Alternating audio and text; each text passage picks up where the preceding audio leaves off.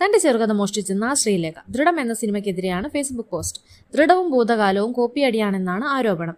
ശ്രീലേഖ എഴുതിയ കരിക്കുടി police station എന്ന ചെറുകഥയിലെ കഥയാണെന്നാണ് അവർ അവകാശപ്പെടുന്നത്. മാർട്ടിൻ ജോസഫാണ് ദൃഢത്തിന്റെ ഡയറക്ടർ. മുൻ DGPയും BJP തിരുവനന്തപുരം കോർപ്പറേഷൻ കൗൺസിലും ആണ് ശ്രീലേഖ.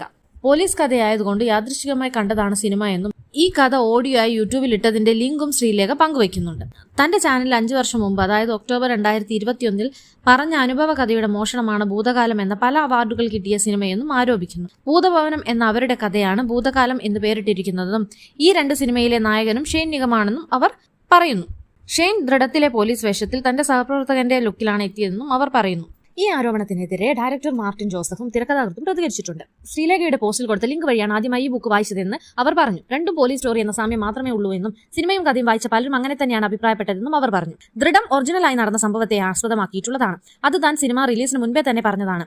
ആരോപണത്തിൽ കഴമ്പില്ലെന്ന് തെളിയിക്കാനാവുമെന്നും സ്ക്രിപ്റ്റ് റൈറ്റർ അവകാശപ്പെട്ടു.